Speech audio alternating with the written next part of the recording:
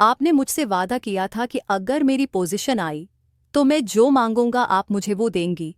अब आप मना कर रही हैं। मैंने उस एयर को कहा, हाँ मैंने कहा तो था। मैं मानती हूं, लेकिन जो तुम कह रहे हो वो नहीं हो सकता। कहानी शुरू करने से पहले अब दोस्तों से दरख्वास्त है, हमारे चैनल को सब्सक्राइब करें।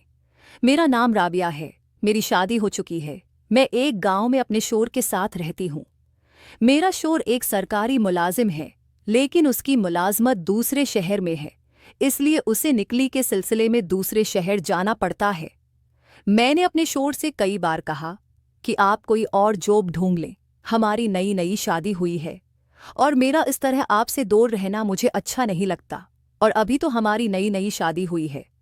मुझे शोर कहते कि बेगम दिल तो मेरा भी यही करता है कि तुम्हें छोड़कर कहीं ना जाऊं, लेकिन अब काम के सिलसिले में मुझे जाना पड़ता है। मेरी शोर ने कई दफ़ा अपना तबादला करवाने की दरख्वास्त भी दी, लेकिन कोई फ़ायदा न हो सका, इसलिए मेरे शोर हर महीने बाद घर आते हैं। मैं घर पर अकेली ही होती हूँ और बोर होती रहती हूँ। मैं खुद पढ़ी लिखी हूँ, इसलिए मैंने घर में एक ट्यूशन सेंटर खोल रखा है, जहाँ मैं 8वीं जमात से लेकर 10वीं जमात के बच्चों को पढ़ाती हूँ।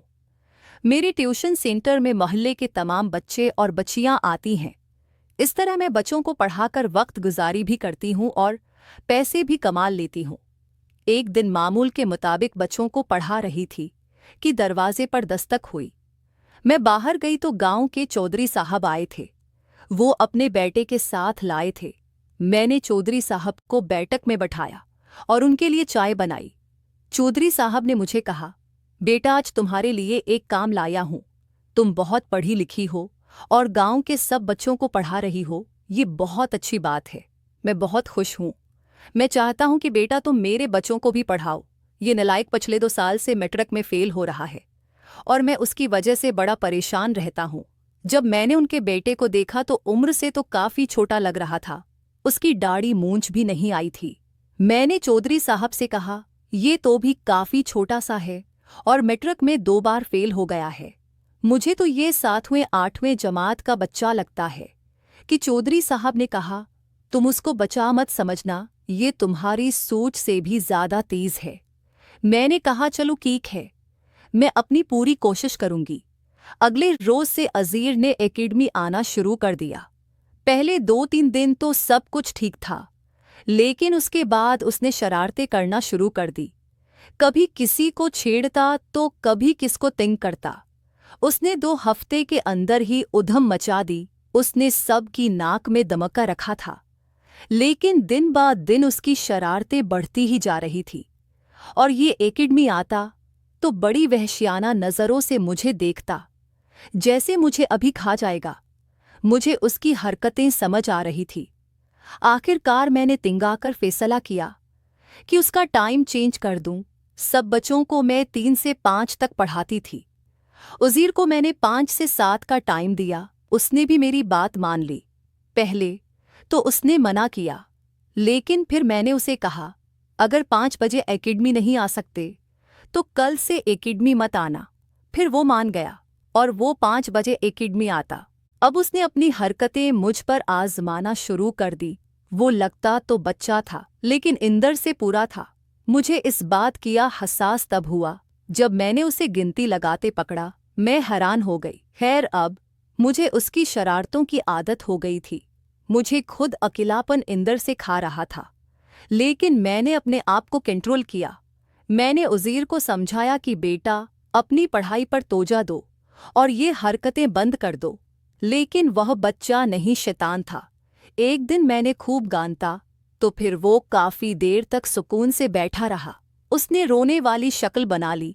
मुझे काफ़ी दुख हुआ, क्योंकि आज तक मैं किसी पर ऐसे चढ़लाई नहीं थी। फिर मैंने उज़ीर को कहा, देखो मैं तुम्हें शरारतें करने से मना नहीं करती, लेकिन एक लिमिट होती है, तो तुम अपनी लिमिट में रहा करो। मेरे सब पता है तुम क्या चाहते हो। मैं कोई बच्ची नहीं हूं जो समझ न सकूं। तुम पढ़ाई में भी ज़ेरो हो और ऊपर से ये हरकतें। इतने में उज़ीर ने कहा, टीचर अगर मैं पर्सनों के टेस्ट में फल मार्क्स ले आया तो फिर तुम मुझे नालायक नहीं कहोगी। मैंने दिन में सोचा, अच्छे मार्क्स और ये हो ही नहीं सकता। मैंने कहा, ठीक है, उज़ीर, अगर तुम जीते तो मैं तुम्हें नालायक कहना छोड़ दूंगी और इस दिन कोई पढ़ाई नहीं करूंगी। तुम जो चाहे कर लेना, वो दिन तुम्हारा होगा। उज़ीर ने हामी बढ़ ली। 2 दिन तक उसने कोई शरारत न की, पढ़ाई में मगन रहा। मैं देख के हैरान थी, लेकिन मैंने सोचा उसने 2 दिन में किया ही कर लेना है। लेकिन मैं हैरान तब हुई जब एक शाम वो पढ़ने के लिए आया। मैं अपनी कमरों में बैठी टीवी सीरियल देख रही थी। उसने आते साथ मुझे टेस्ट दिखाया और कहने लगा, टीचर, मैंने कहा था ना। मैंने जब टेस्ट देखा तो हैरान हो गई। मैंने कहा, जरूर तुमने चीटिंग की होगी। तो कहने लगा, नहीं टीचर, आप चाहें तो मुझसे सुन भी सकती हैं। मैंने उसे 2-4 सवाल सुने और उसको वाकई ही आता था।